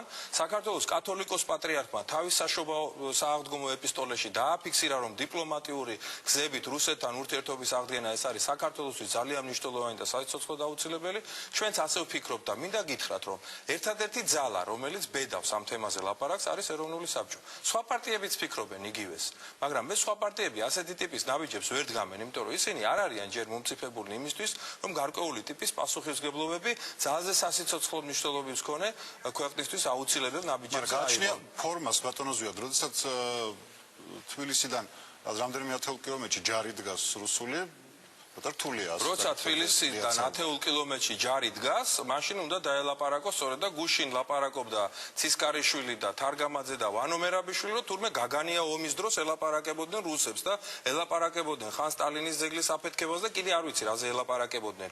მაგრამ ისინი თუ ომის დროს ელაპარაკებოდნენ გენერლებს და ჩვენ რატომ არ შეიძლება პოლიტიკოსებს დაველაპარაკოთ, სწორედ იმიტომ რომ 10 ნაბიჯი კი არა 2 ნაბიჯი აქ რუსის ჯარი დგას და მინდა გითხრათ. ბიშკეკის ხო არ არის იმიტირებული ბატონო ზვიად? ბიშკეკი არ ვიცი რა არის, იმიტირებული არ არის. ჩვენ ვიცით მასობრივი ინფორმაციის საშუალებებით მხოლოდ ინფორმაცია. ეს არ არის ის ინფორმაცია, რომლითაც უნდა გააკეთო რაღაც დასკვნები. მე დიდი სურვილი მაქვს და დარწმუნებული ვარ, რომ ბიშკეკის მსგავსი საქართველოში არ განმეორდება და ჩვენ აქამდე საქმეს არ მივიყვანთ. მაშინ რატომ იმუქრებოდიან თქვენი თანაგუნდელები სწორედ ბიშკეკში? ჩვენ არ ვიმუქრებით, ჩვენ ვამბობთ, რომ თუ არჩევნების ჩატარების უფლებას არ მოგცემთ, აუცილებლად გამოვიყვანთ ჩვენ ხარდამჭერებს ქუჩაში და დავიწყებთ საპროტესტო აქციებს. ამის კონსტიტუციური უფლება გვაქვს. მე მესმის, რომ ჟურნალისტებს მუდმივად აინტერესებთ, რომ აქ რაღაცა კავშირები ეძებონ, რაღაცა სენსაცია იყოს, რაღაცა ის იყოს, მაგრამ გეუბნებით უკან არ დავიხებთ. ჩვენ არა ვართ ის ხალხი, ვისაც არჩევნებს წაგვართვევს. არ ფიქრობთ, რომ ზურაბ ნოღაიდელი ამ შემთხვევაში აღიზიანებს ამორჩევას თავისი მოსკოვში ვიზიტებით. მე შეგახსენებ ზუგდიდში და გორში ვიზიტებს. სადაც ძალიან დიდი აგრესია იყო მოსახლეობისგან. მოსახლეობისგან არ იყო ეს აგრესია. სწორედ ის ადამიანები გორშიც, ბათუმშიც, ზუგდიდშიც, ვინც იყო მთელმა გორმა, მთელმა ბათუმმა, მთელმა ზუგდიდმა იცის, რომ ისინი არიან ნაციონალური მოძრაობის აქტივისტები. ისინი არიან გამგეობის თანამშრომლები. მათ უხდიან ფულს. ზოგი ლოთი იყო, მაპატიეთ და ნასვამები იყვნენ იქ მოსულები. ეს იცის მთელმა იმ რაიონებმა, სადაც ეს ხორციელდება და გადაჭედილ დარბაზებში ტარდება ჩვენი შეხვედრები. ეს არ შუქდება.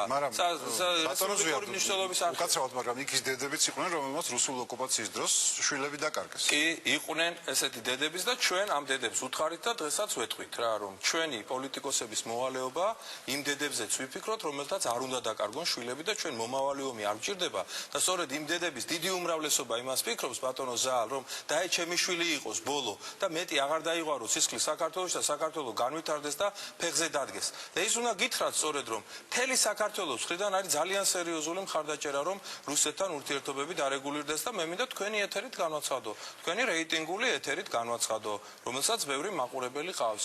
ყველა ამომრჩეველი, ვინც ხარს დაუჭერს ეროვნულ საბჭოს, ის ხარს დაუჭერს რუსეთთან ურთიერთობების დარეგულირებას და ნურავი ნუ ჩათვლის და ნურავი ნუ აყვება ხელისუფლების მიერ პროპაგანდირებულ თემას, რომ ეს არის პრორუსული პოლიტიკა.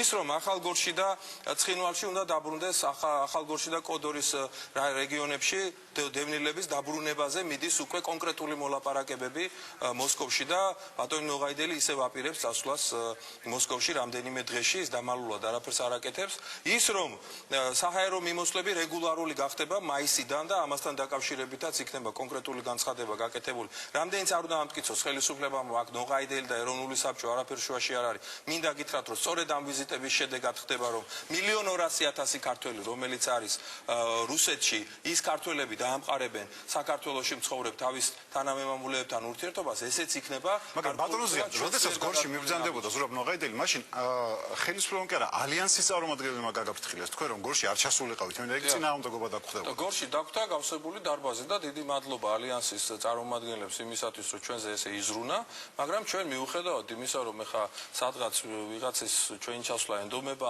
ან ენდომება ან მოეჩვენება, რომ ვიღაცა იქ წინააღმდეგი ან რაღაცა, ჩვენ თვითონ ნახავთ ჩვენი თვალით. სად არის მხარდაჭერა, სად არ არის მხარდაჭერა. ჯერ მე არ მინახია არც ერთი კუთხე, არც ერთი ადგილი, სადაც დიდი მხარდაჭერა, არათუ მხარდაჭერა. მე მინახია, რომ ესეთი შეხვედრები, მე ძალიან დიდი ხნის გამოცდილება მაქვს პოლიტიკაში ყოფნის და ისეთი ძალები, რომლებიც ცოტა სხვა სურათი მახსოვს ბატონო ზვიად, ძალიან დიდი პროტესტი იყო. მე შემიძლია მთელი ვიდეო ჩანაწერი გორის შეხვედრის მოგაწოდოთ. თქვენ ჟურნალისტები ბრძანდებით და შეგიძლიათ ეს შეაფასოთ. ერთს დავამთა, ერთს ვიტყვი კიდე.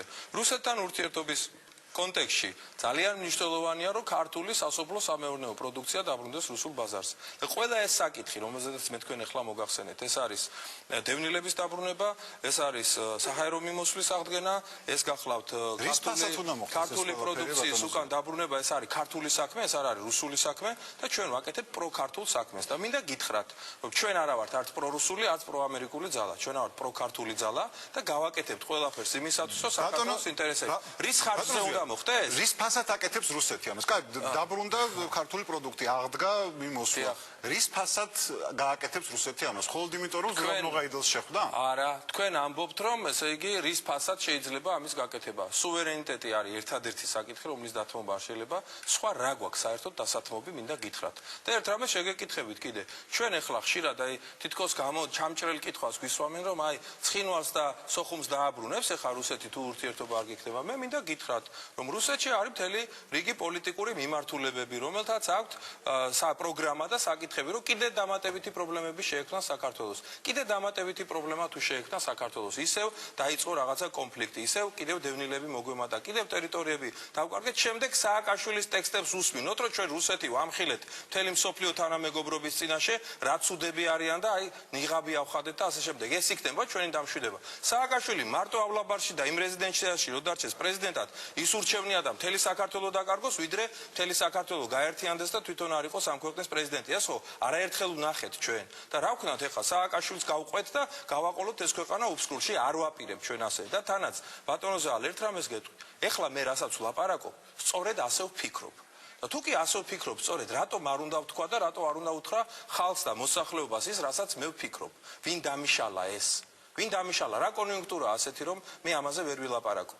როცა ამაზე ლაპარაკობს საქართველოს კათოლიკოს პატრიარქი, როცა საქართველოს მოსახლეობის 80% არის მომხრე რუსეთთან ურთიერთობის დარეგულირების, როდესაც დიასპორა 1,200,000-იანი დიასპორა იმედის თვალით შეჩერებია ახლა დაწყებულ პროცესებს, რომ როგორ განვითარდება ამ მიმართულებით.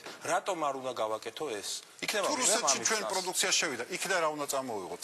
არ ვიცი. დემოკრატიის ექსპორტი ხო არა? არ ვიცი. დემოკრატიაზე რასაც ვამბობთ, ჩვენ რუსეთში რა დემოკრატიაცაა, იმაზე უარესია საქართველოს, თორე უკეთესი არა. და მინდა გითხრა, რომ პუტინის სისტემა და სააკაშვილის სისტემა ძალიან გავს ერთმანეთს.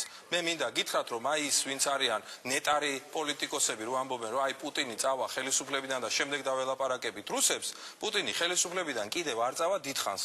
მინიმუმ 12 ან 13 წელი. 12 ან 13 წელი ჩვენ ახლა დაველოდოთ პუტინი როდის წავა, ან რუსეთი როდის დაიშლება და მერე დავიწყოთ ჩვენთვის საიცოცხლო მნიშვნელობის მქონე საკითხებზე ლაპარაკი. ეს არის ალტერნატივა, რასაც გვთავაზობს სააკაშვილი, რასაც გვთავაზობს ოპოზიციის ზოგიერთი ნაწილი, რომელსაც არ ვეთანხმებით, არ დავეთანხმებით და რაც მიგვაჩნია სწორად, იმას გავაკეთებთ. ეს არის ჩვენი ვალი, ასე მიგვაჩნია და ამ მოვალეობას მოვეთქვით. ბატონო ზიად, ბოლოს შეკითხვა. კონსერვატორების კრიტიკის ობიექტი გახდა ირაკლი ალასანია. მე შეგახსენებთ ბატონი კახაკუკავას სიტყვებს, რომ ხელისუფლების დამარცხება შეძლებს მებრძოლი, აგრესიული, რადიკალური და პრინციპული კანდიდატი. თქვენ ხართ ასეთი კანდიდატი? მე ახლა ჩემი თავი უნდა ვაქო, ამას ნიშნავს ეს. მე არ ვიცი, მე ერთი ვიცი. მე ხშირად მეკითხებიან, რომ ახლა რა შანსი გაქვს თბილისში გაიმარჯვო, ესე იგი, მე მაქვს იმ ადამიანების იმედი, ბატონო ზაალ, რომლებიც 99 წლის 9 აპრილის შემდეგ დგანან საქართველოს სადარაჯოზე, რომლებიც ვერ მოისყიდეს, ვერ მოატყუეს, რომლებიც მიტინგები იყო, აქციები იყო. დემოკრატიის დაცვა იყო, სიტყვის თავისუფლების დაცვა იყო თავისი სიცოცხლით, ჯანმრთელობით, კეთილდღეობით, ყველაფრით მუდმივად იდგნენ საქართველოს სადარაჯოზე და მე იმ ადამიანების წრიდან მოვდივარ მე თვითონ. და ამ ადამიანების ხარდაჭერის იმედი მაქვს. მეტი არაფერი. მე არასოდეს არ მიღალატია ჩემი პრინციპებისთვის, არასოდეს მიღალატია იმ გუნდისთვის, რომელ გუნდთანაც ერთად მუშაობდი თუ საქმიანობდი პოლიტიკურად, და ვფიქრობ, რომ ეს დასაფასებელი იქნება ადამიანთა იმ კატეგორიისთვის და იმ წრისთვის, რომელზედაც მე მოგახსენე. თუმცა ამ ხალხის შესაძლოა ძალიან დიდი ნაწილი ზურაბ ნოვაიდელის ეძინერაციასთან გაფორმებულ მემორანდუმს არ ეთანხმებოდეს. მე მინდა გითხრათ, საქართველოს მოსახლეობის 80%-ზე მეტი ეთანხმება რუსეთთან ურთიერთობის დარეგულირებას და ეს დაადასტურა აირაის იმ კვლევებმაც კი, რომელიც ხელისუფლებამ ხშირად პიარისთვის გამოიყენა და რომელშიც საერთოდ არ იყო ამ თემაზე, აი გაშუქების დროს არ იყო საერთოდ. საერთოდ იმავე აირაის კვლევებში ბატონო ზვიად თქვენ გქონდათ 2%. კი ბატონო, გასაგებია, ამ 2%-ით როგორ აპირებთ არჩევნების მოგებას? მოდი პროცენტებზე ვილაპარაკოთ ჩვენ, მე მთლიანად ვენდობი ხალხს, მთლიანად ვენდობი მოსახლეობას და მოდი მოსახლეობამ გააკეთოს არჩევნები. მე არ ვენდობი აირაის კვლევას. მე აირაის კვლევა მოგიტანეთ იმ კვლევითაც კი მეთქი. თორე სხვა კვლევებიც არსებობს და შეგიძლიათ უბრალოდ თუ ეს აინტერესებს თავშად თქვენ სტუდიას, თქვენს რედაქციას, ჩვენ როცა წავალთ რეგიონებში, უბრალოდ ერთი ჟურნალისტი გამოგვაყოლეთ, რომელიც არა იმისათვის მე კურიერში რა გაშუქდება ან საინფორმაციოებში რა ფორმატით და როგორ გავა ეს ყველაფერი, უბრალოდ წამოვიდნენ, მოგვისმინონ და ხალხის რეაქცია ნახონ და ყველაფერში თქვენ ეხლა 99 წელი ახსენეთ და ეროვნული მოძრაობის დასაწყისი. მაშინ იმ პერიოდში თქვენ ბატონო ზვიად სამტრედიაში მახსოვს რკინის გზასაც აკეთავდით. რუსეთს ბლოკადას უცხადებდით. დიახ, ეს კითხვა მეორედ ისმის ახლა. მაშინაც ზვიადი იყო. ხტებით და მე გეტყვით, მაშინაც ზვიაძიძიგური იყო, მაშინ რუსეთთან ბლოკადა არ იყო ეს. ეს იყო მრავალპარტიული არჩევნებისთვის ჩატარებული რკინიგზის პიკეტირება. მთელი საქართველოს ეროვნული მოძრაობა ამაში ღებულობდა მონაწილეობას მსგავსი მაგიდის ეგიდით ვინც იყო და ჩვენ მაშინ მივაღწიეთ გუმბარიძის ხელისუფლებისაგან დათმობას, რომელმაც გადაწყვიტა რომ პირველი მრავალპარტიული არჩევნები ჩატარებულიყო და იმ აქციის დამსახურება იყო. მაშინ მინდა გითხრათ, საბჭოთა კავშირი იყო და ეხლა საბჭოთა კავშირი რომ იყო, ამას არ უარყოფ, მაგრამ ძირითადი ამოცანა იმ პიკეტირებისა არ იყო ის, რომ ახლა ბლოკადა დაგვექცია რუსეთის ეკონომიკა, არამედ ძირითადი ამოცანა იყო, რომ ჩვენ მიგვეღწია ჩვენი პოლიტიკური მიზნისთვის, რაც გამოიხატებოდა იმაში, რომ ერთპარტიული კომუნისტური არჩევნების ნაცვლად ჩატარებულიყო მრავალპარტიული არჩევნები და მე ამაყი ვარ, რომ ამას მოყვა შემდეგ არჩევნების ჩატარება მრავალპარტიული არჩევნებში გაიმარჯვა ზვიად გამსახურდიამ და ბლოკმა მგვალმა მაგიდამ, რომელმაც გამოაცხადა შემდეგ დამოუკიდებლობის აღდგენა და მე ვარ უღრმესად მადლობელი ზვიად გამსახურდიასი, მე მომცა შესაძლებლობა რომ ამ დამოუკიდებლობის აქტზე ხელი მომეწერა. თქვენ თვითონ ბრძანებთ რომ რუსეთის ხელით მოიცილეს, ანუ არის საშიში ძალა, არის აგრესიული მეზობელი, მასთან არის ორი ფორმით ლაპარაკი შესაძლებელი. ერთი ან შეიარაღებული გზით, რაც სააკაშვილმა უკვე დაამტკიცა და დაადასტურა, რომ არის სრული კრახი და დაღუპვა ჩვენი ქვეყნისთვის და მეორე არის დიპლომატიური გზით. ჩვენა ვარ დიპლომატიის მომხრე და მე ვფიქრობ, რომ ამაში დასაძრაფი არაფერი არ არის. იმანდაზას ხო არ აგავს დათვი რომ მოგერევა ბაბაიანო დაუძახო. არა, ეს იმანდაზას არ აგავს, ეს იმანდაზას კი არ აგავს, ეს პატრიარქმა რო თქვა იმას გავს. პატრიარქმა თქვა, რომ კედელს თავი არ უნდა ურტყა, თორე ეს თავი გაგიტყდება. კედელი შეიძლება შემოუარო და მოდი კედელს შემოუაროთ და თავს ნუ დავარტყავთ, იმიტომ რომ ეს თავი ჩვენია და იქნება რამეში კიდე გამოგვადგეს. და კიდევ ერთი შეკითხვა ბატონო ზვიად. კი ბატონო. დღეს მინდა აუცილებლად გითხოთ, თვლით თუ არა რომ ირაკლი ალასანია ამ არჩევნებში იქნება თქვენი ერთ-ერთი მთავარი კონკურენტი? არა. მიხეილ სააკაშვილი და მისი კანდიდატი იქნება. რატომ ირაკლი ალასანია იბრძვის მერობისთვის? თქვენ ციბრძვით წარმატებას უსურებ ირაკლი ალასანიასაც, ყველა ოპოზიციურ კანდიდატსაც, ჩვენი სამიზნე, კარგი გაგებით, ასე ვთქვათ, პოლიტიკური თვალსაზრისით არის მიხეილ სააკაშვილი და მისი მერობის კანდიდატი. მე არ ვიცი მისი მერობის კანდიდატი ვინ იქნება. ეს იქნება. და ალასანია რატომ არა სუსტი კანდიდატია ამ შემთხვევაში? არა, ჩვენ ოპოზიციონერებთან არაფერი საკონკურენტო არ აგვაქვს. ჩვენი კონკურენტი არის ხელისუფლება და ჩვენ ხელისუფლებას ამ არჩევნებში დავამარცხებთ. დიდი მადლობა ბატონო ზვიად მომბრძანებისთვის. ძირითადად გახდა ჩვენი სტუმარი, რეკლამის შემდეგ ვიცე-პრემიერი გიორგი ბარამიძე არჩევანის სტუდიაში. შიდა პოლიტიკური აქტივობა და საგარეო გამოწვევები კიდევ ერთი ქართული ბატალიონი ავღანეთში განსაკუთრებული მადლობა საქართველოს და ევროკავშირის მაღალჩინოსთვის შეფასებები თბილისში. ეს ჩემი მეოთხე ვიზიტია. საქართველოში ყოველი ვიზიტისას პროგრესს ვხედავ. ეს არის გარანტი, რომ ძალადობა და კონფლიქტი იმ სახით, რაც 2008 წლის აგვისტოში მოხდა, აღარ იქნება. რამდენად დაცულია ქვეყანა ახალი აგრესიისგან და რა ნაბიჯებს დგავს ხელისუფლება რუსული საფრთხის გასანეიტრალებლად. მიუხედავად ოკუპაციისა და აგრესიისა, სწორედ არავითარ შემთხვევაში არ ვამბობთ უარს ჩვენს თავისუფლებაზე. ისი მოლოდინი აქვს ხელისუფლებას საგარეო და შიდა პოლიტიკურ ცხოვრებაში არჩევნების წინ. მართველი გუნდის სახელით არჩევანში ვიცე-პრემიერი გიორგი ბარამიძე. არჩევანი პირდაპირ ეთერში ბრუნდება და ჩვენი გადაცემის სტუმარი გახლავთ ვიცე-პრემიერი გიორგი ბარამიძე. საღამოშტობისა ბატონო გიორგი, მადლობთ რომ მოგზავნით სტუდიაში. ბატონო გიორგი, დავიწყებ ალბათ ბოლო მოვლენებით, შიდა პოლიტიკაში განვითარებულ ბოლო მოვლენებით. ოპოზიციის მუქ არ არის რომ საქართველოს შესაძლოა ბიშკეის მოვლენები განვითარდეს. რამდენად სავარაუდოა იმის დამიხევით რა მდგომარეობაა დღეს ქვეყნის შიდა პოლიტიკაში რომ რაღაცა ფორმით ყირგიზეთი მოეწყოს საქართველოში. გამორიცხულია, იმიტომ რომ ყირგიზეთი ეს არის არშემდგარი სახელმწიფო სამწუხაროდ რევოლუცია რომელიც იქ მოხდა ბევრისთვის დამაიმედებელი იყო რომ რაღაცა სასიკეთოდ შეიცვლებოდა და ყირგიზეთი მოახერხებდა თავის სახელმწიფო ინსტიტუტების ჩამოყალიბებას და გაძლიერებას, მაგრამ ყირგიზეთი წინ წასვლის ნაცვლად განსხვავებით საქართველოსაგან აქტიურად უკან წავიდა. საქართველოს შეიძლება ითქვას 5-ჯერ უფრო მეტი აქვს საერთო ეროვნული შემოსავალი ერთსულ მოსახლეზე ვიდრე ყირგიზეთს და ის ინსტიტუტები, სახელმწიფო ინსტიტუტები აბსოლუტურად ისევე იყო მოშლილი, როგორც შევარდნაძის დროს იყო მოშლილი.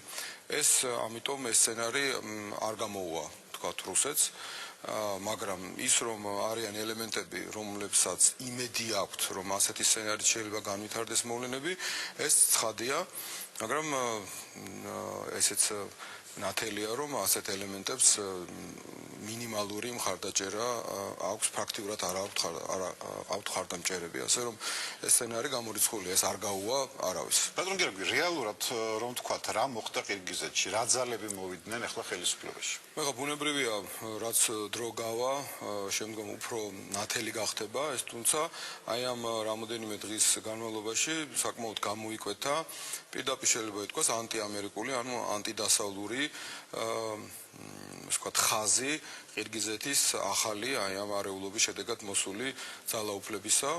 პუტინმა პირველმა მიულოცა ამ ხელისუფლების მეთაურს და უკვე გაჟღერდა რომ ის ბაზა რომელიც დიდი წვალებით ხელახლა გაიხსნა ამერიკული ბაზა ისე უნდა დაიხუროს, რასაც უდიდესი მნიშვნელობა აქვს როგორც ამერიკისთვის ისე მთლიანად ნატოსთვის, რადგანაც ეს ბაზა ემსახურება ძალიან სერიოზულად ავღანეთში მიმდინარე ოპერაციას და ეს სერიოზული ნიშანია იმისა, თუ რა ორიენტაციის არის ხელისუფლება და საიდან უბერავს ქარი, საიდან წამოვიდა ყოველივე ეს. სხვათაშორის ყირგიზეთის მოსახლეობის უდიდესი ნაწილი, რა თქმა უნდა, ძალიან საფუძვლიანად უკმაყოფილო იყო იმ ხელისუფლების კორუფციის და სხვა უბედურების გამო, რაც იქ ტრიალებდა, მაგრამ თვითონ ეს ყველაფერი განახორციელა ძალიან მცირე ჯგუფმა, უბრალოდ რომლებმაც თავზე ხელი აიღეს და ჰქონდათ კონკრეტული მხარდაჭერა და უბრალოდ ჩამოიშალა იქ სახელმწიფო სტრუქტურები, იმიტომ რომ არსებობდა რეალურად დემორალიზებული იყო პოლიციაც, ჯარიც, სახელმწიფო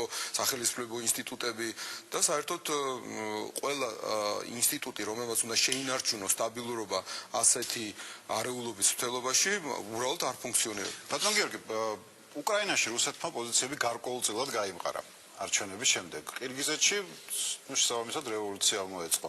არის თუ არა იმის საშუალება, რომ საქართველოში შეეცადოს გარკვეულწილად თავისი ზეგავლენის აღდგენას ან დაძლიერებას?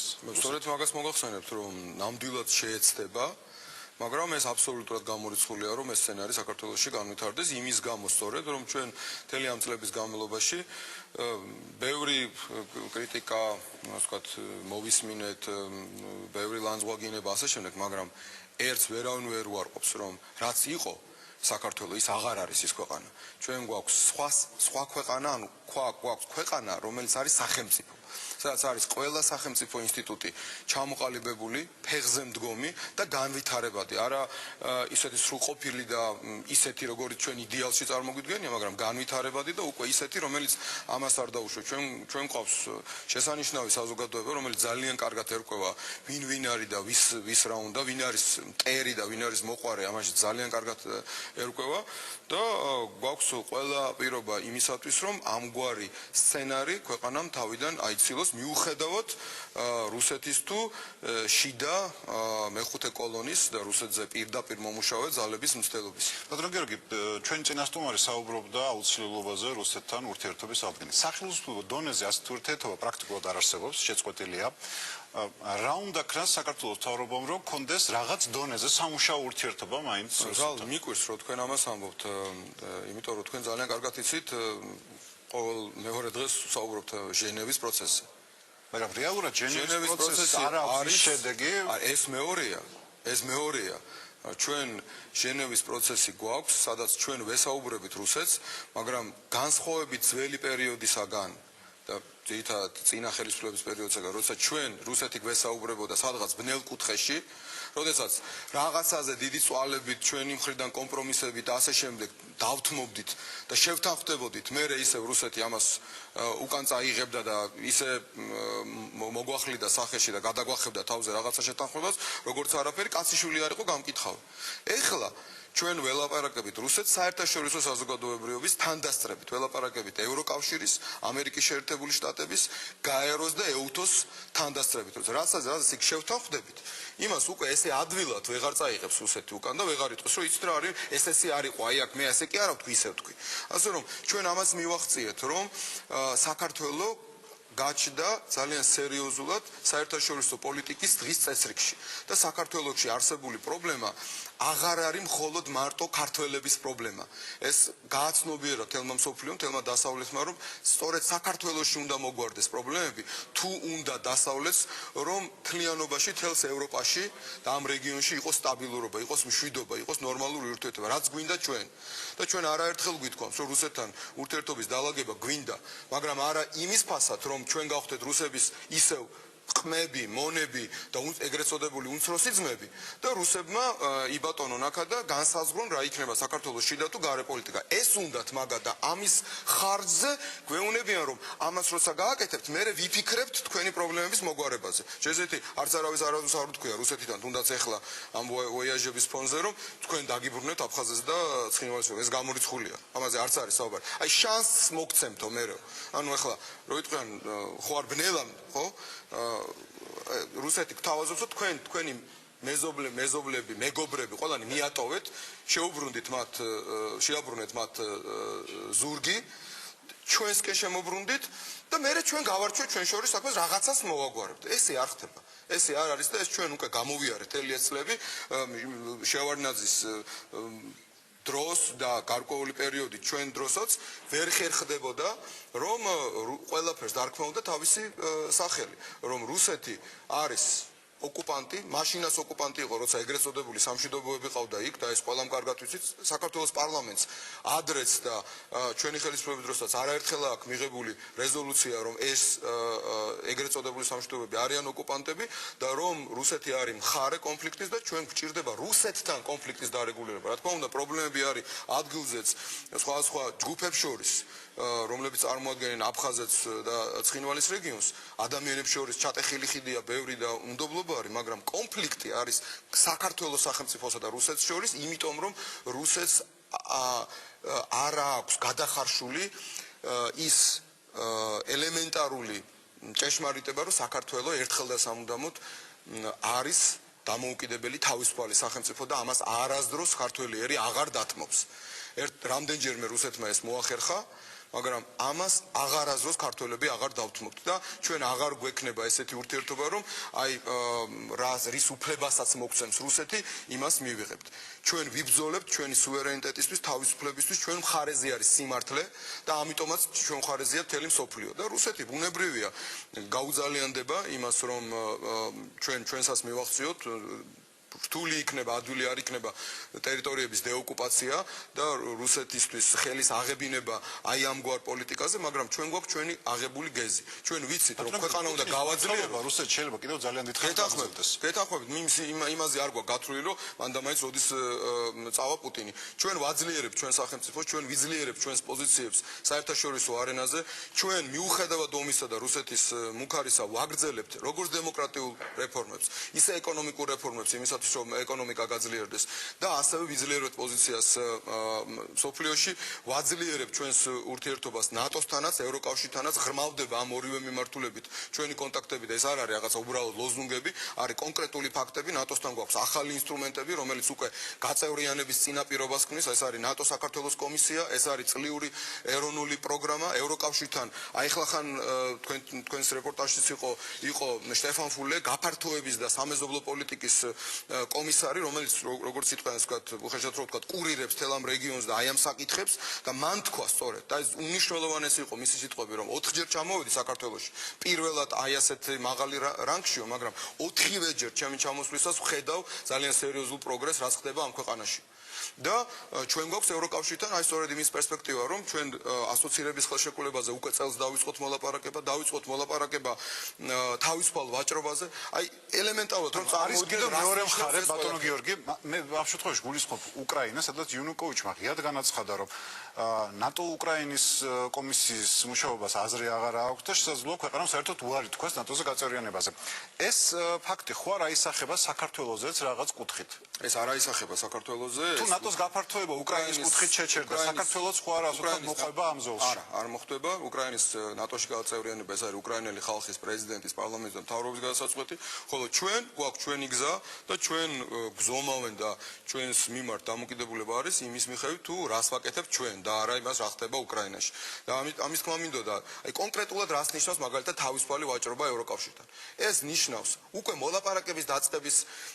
ფაქტიც კი მოგცემ საშუალებას რომ დამატებით მოვიზიდოთ ინვესტორები რაც ნიშნავს და ახალი სამუშაო ადგილების შექმნას და რაც ბუნებრივია ნიშნავს ჩვენი მოსახლეობის სოციალური და ეკონომიკური მდგომარეობის გაუმჯობესებას და აღარ ვლაპარაკობ იმაზე როდესაც რამდენიმე წელიწადში ეს რეჟიმი გვექნება ეს ნიშნავს რომ საქართველოში წარმოებული ნებისმიერი პროდუქტი ყოველგვარი შეზღუდვის კვოტების და ბარიერების გარეშე იქნება ევროკავშირის ბაზარზე ჩვენ ვიქნებით ფაქტურად ერთიანი ევროკავშირის სივრცე ეკონომიკურად რაც ნიშნავს ვიზების გამარტივება რომელიც უკვე ივნისში ხელი მოეწერება და ამ წლის ბოლომდე ეს ვიზები გამარტივდება. აი ეხლა ევროკავშირმა ახალი რეგულაციები შემოიღო, სახელმწიფოები ახდენენ ჰარმონიზებას შენგენის ხელშეკრულებაში ვინც არიან და პირიქით ცოტა ხნის განმავლობაში ყველასათვის კიდევაც შეიძლება მცირეთი გართულდეს ვიზების მიღება, იმიტომ რომ ჯერ უნიფიკაცია ხდება ამ პროცედურებს, მაგრამ როგორც კი ჩვენთვის ამოქმედება ეს ვიზების გამარტივების რეჟიმი და ეს იქნება ყველაზე გვიან ამ წლის ბოლომდე, ბევრად უფრო გაიორდება ჩვენი მოქალაქეებისათვის ვიზების მიღება, ბევრად უფრო ნაკლები ბიუროკრატია იქნება. რაღაც კატეგორიებზე იქნება ვიზები.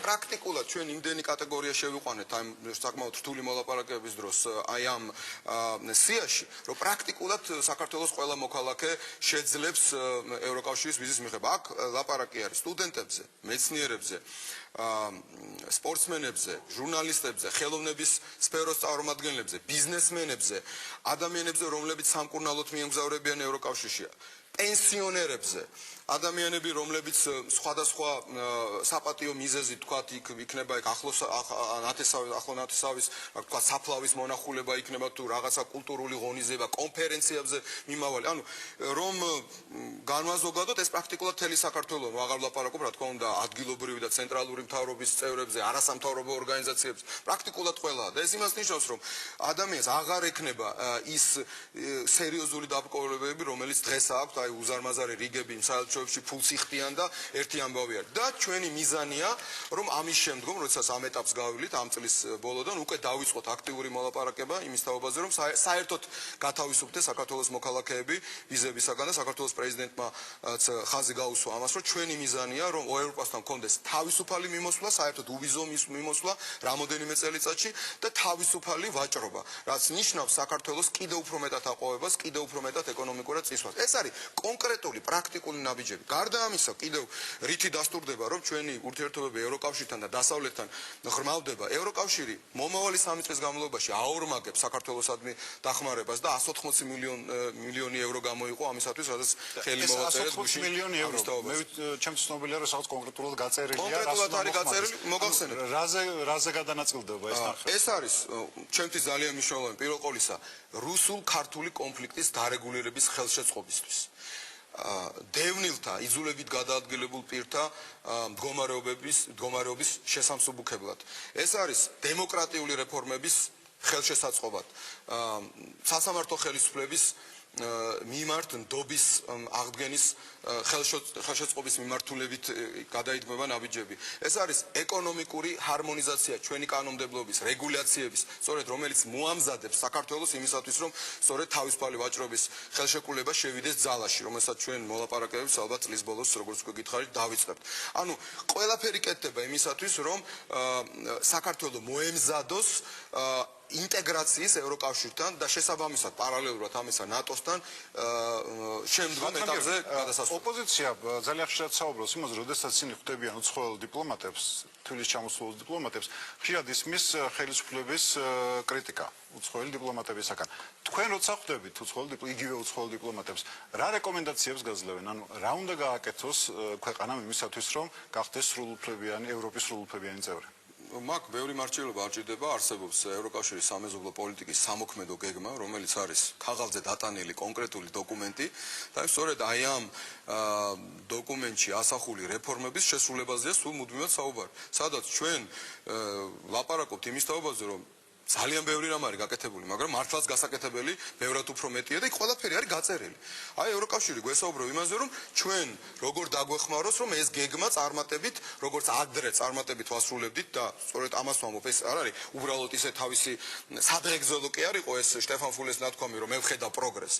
ეს არის კონკრეტული შეფასება, რომ აქამდე საქართველოს სწორი გზით მიდის, ანუ პროგრესის გზით მიდის და რომ ჩვენ ასევე გავაგრძელოთ მომავალშიც პროგრესის გზით სიარული და აქ არის საუბარი სასამართლოზეც, სხვა დემოკრატიული ინსტიტუტების განვითარებაზე, არჩევნების ისე ჩატარებაზე, როგორც ყველას ჩვენ გაგვიხარდება და მართლაც უმაღლესი ევროპული სტანდარტი და ამას აუცილებლად გავაკეთებთ.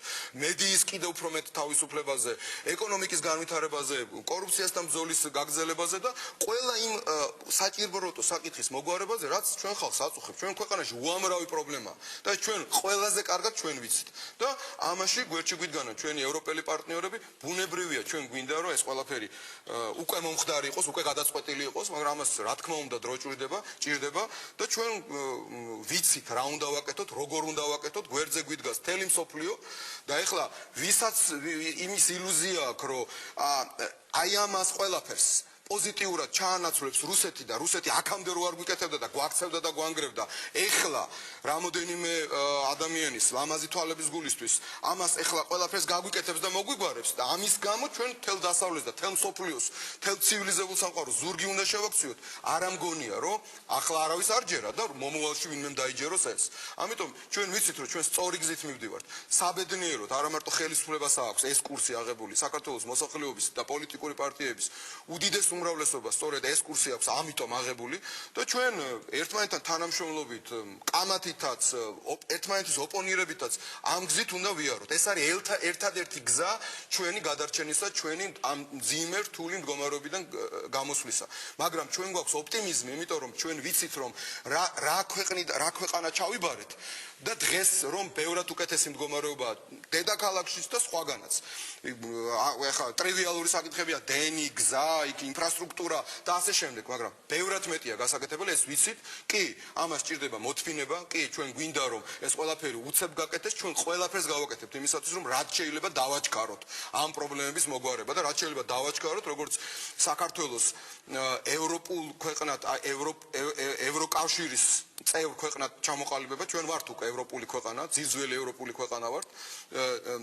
უძველესი ევროპული ტრადიციებით, ქართული ტრადიციებით და ამიტომ ევროპული ტრადიციებით, ზურაბ ჟვანიას რო დავესესხოთ ისევ და ჩვენ სწორედ აი ამ ჩვენი მეგობრების მხარდაჭერით, მშვიდობიანად დიპლომატიურ და პოლიტიკური მხარდაჭერით ვაიძულებთ რუსეთს, რომ შეიგნოს, რომ საქართველო არ არის მისი მტერი, საქართველო არ არის მისი პრობლემა, რომ პირიქით პრობლემა ბატონო გიორგი, იგივე მეგობრები მისტრალს ყიდიან მერე რუსებზე. ის იმათ მიაჩნიათ, რომ სწორედ ასე უნდა მოიპოვოთ, ეს ჩვენ მიგვაჩნია, რომ ეს არ არის სწორი, მაგრამ მათ მიაჩნიათ, რომ ასე უნდა მოიპოვონ რუსეთის ნდობა, მაგრამ ამავდროულად იგივე ქვეყნები საქართველოს ერთმნიშვნელოვნად მხარს უჭერენ მისი ტერიტორიული მთლიანობის დაცვაში, ოკუპირებული ტერიტორიების არაღიარების პოლიტიკაში. ანუ კი ცდილობენ რუსეთთან იმოგობრონ, მაგრამ ამავდროულად იმ მეგობარს ეუნებიან, რომ შენ ცდები ამაში და მე შენ ამაში კატეგორიულად არ გეთანხმები. და სწორედ ამას ვამბობ, რომ დრო დაჭირდება, რომ რუსეთმა გაიგოს ეს, რომ საქართველოს ერთიანი, ძლიერი, ევროპული, დემოკრატიული საქართველოს არ არის რუსეთისთვის პრობლემა. პირიქით, ჩვენ გვაქვს უამრავი რამ, სადაც შეგვიძლია ვითანამშრომლოთ სერიოზულად ორივე სახელმწიფოს ინტერესებიდან გამომდინარე, ობიექტური ინტერესებიდან გამომდინარე, მაგრამ როგორც თანასწორებმა, როგორც ქვეყნებმა, რომლებიც ერთმანეთს ცემენ პატივს, ერთმანეთის სუვერენიტეტს და ტერიტორიულ მთლიანობას ცემენ პატივს და არა როგორც ვასალმა და პატრონმა და ყმამ და ბატონმა. აი ეს არის განსხვავება ერთ გზასა და მთელი დანარჩენი საქართველოს უდიდესი ნაწილის გზას შორის და სწორედ აი ამ გზით ვაპირებ ჩვენ გავაგრძელოთ ჩვენი სხვა და აუცილებლად ჩვენს მეგობრებთან ერთად მივახვედრებთ ამას რუსეთს, რომ რუსეთისთვის თვითონ რუსეთისთვის არის ეს ცუდი, რომ მის მეზობელთან მის მიმართ პრინციპში რუს ხალხს გულისხმობ კეთილგანწყობილ საზოგადოებას ასე არ უნდა ეპყრობოდეს რუსეთი და ჩვენ აუცილებლად აღვადგენთ ტერიტორიულ მთლიანობას, აუცილებლად ავაშენებთ დემოკრატიულ და ეკონომიკურად აყვავებულ საქართველოს და ეს არის სწორედ გზა. ჩვენი გზა არის დასავლური ორიენტაცია და პირველ ყოვლისა ყველაფრის კეთება ადგილზე, რისი გაკეთება შეიძლება აი დღეს. თქვენ ხედავთ რომ აი საქართველოს ხელისუფლებას ხანდახან საყოველთაოდ აი თქვენ სულსწრაფები ხართ, ძალიან ჩქარობთ, იმიტომ რომ ქართველი ხალხი ჩქარობს და არავინ არ გვაპატიებს რომ არ ვიჩქაროთ უამრავი გაჭირებული ადამიანის პრობლემის მოგვარებას, უამრავი უმშევრის პრობლემის მოგვარება, უამრავი ღატაკის, ავადმყოფის ჩვენ ვიცით რამდენი გაჭირება არის ჩვენ ქვეყანაში, რამდენი გაჭირება და რამდენი სჭირდება სასწრაფო დახმარება. ამიტომ ვაშენებთ გზასაც, ამიტომ ვაკეთებთ წყალსაც, გაზსაც, ამიტომ მოვაგვარეთ ელექტროენერგიის პრობლემა და ამიტომ გვინდა რომ მოვიზიდოთ ეს ინვესტიციები სწორედ ჩვენი მეგობრების ხარდაჭერით, რომ ეს სიღარიბე აღარ იყოს ჩვენს ბატონო გიორგი, ბოლოს შეკითხვა ისე მინდა შიდა პოლიტიკას დავუბრუნდე. რას ელოდებით 30 მაისის არჩევნებიდან? როგორ გამართარდება მოვლენები? მე ველოდები რომ ქართველი ხალხი გააკეთებს თავის არჩევანს და აირჩევს ადგილობრივ ხელისუფლებას, განსაკუთრებული მნიშვნელობა რა თქმა უნდა თბილისის არჩევნებს აქვს, რადგანაც ადრეც იყო თბილისის მერი არჩევითი საკრებულოს მიერ იყო არჩეული, მაგრამ ეხლა პირდაპირი არჩევნები არის, ისიც ჩვენი კომპრომისის საფუძველზე ოპოზიციასთან და ვფიქრობ რომ თბილისის მოსახლეობას აქვს ძალიან კარგი უნარი გაარჩიოს ვინ არის და ვინ რას აკეთებს. მე ვფიქრობ თბილისის მოსახლეობის უმრავლესობა დამეთანხმება, რაც იყო ადრე თბილისი, ბევრად უკეთესი არის მდგომარეობა დღეს, ელექტროენერგიის თვალსაზრისით, წყლის თვალსაზრისით, გაზის თვალსაზრისით, გზების თვალსაზრისით, ანუ ბევრი რამ გაკეთდა, შეიცვალა თბილისი, ვიზუალურადაც შეიცვალა და ეს არ არის მარტო ფასადების შეღებვა. შინაარსობრივად შეიცვალა კომუნიკაციების გამოწვლის თვალსაზრისით და ეს პროცესი მიმდინარეობს და ხალხი ამას ძალიან კარგად ხედავს და იმასაც ხედავს ვინ აკეთებს ამას, რა გულით აკეთებს, რა ენთუზიაზმით აკეთებს და ვინ არის ამ საქმის გამკეთებელი და დარწმუნებული ვარ რომ ჩატარდება არჩევნები აუცილებლად სამართლიანად. ჩვენ ამისათვის ევროკავშირის დამკვირვებლები მოვიწვიეთ უამრავი საერთაშორისო ორგანიზაცია, არასამთავრობო ორგანიზაცია, ამაში იქნება ჩართული ყველა პრაქტიკულად ვინც ამ თემასთან არის შეხებაში საქართველოს ორგანიზაციები, ყველაფერს გავაკეთებთ იმისათვის რომ არავის არ მივცეთ სპეკულაციების საშუალება, გადავამოწმოთ ყველანაირი საარჩევნო სიები, ყველანაირი პროცედურები, რომ ეს არჩევნები ამ არჩევნებმა არ დატოვოს არანაირი კითხვის ნიშანი, იმიტომ რომ ამას აქვს უდიდესი მნიშვნელობა ერთის მხრივ დემოკრატიის შემდგომი წინსვლისა და განვითარებისათვის, მეორე მხრივ იმისათვის, რომ არ მიეცეს არავის საშუალება საქართველოში, თუნდაც შეეცადოს, რომ ვერ განახორციელებენ ეს მე უკვე გითხარით, მაგრამ თუნდაც შეეცადოს ბიშკეკის მსგავსი და ყირგიზეთის მსგავსი მოვლენები განავითაროს საქართველოში. ამის უფლებას და საშუალებას არავის არ მიცემს და ეს არჩევნები აუცილებლად ჩატარდება დემოკრატიულად და აუცილებლად გაიმარჯვებს ღირსეული. დიდი მადლობა ბატონო გიორგი, ვიცე-პრემიერი გიორგი ბარამიძე გახდათ, ჩვენი გადაცემის ბოლო სტუმარი. ასეთი იყო არჩევანი დღეს, ჩვენ ზუსტად ერთ კვირაში კვლავ სტუდიაში შევხვდებით ერთმანეთს. ნახვამდის.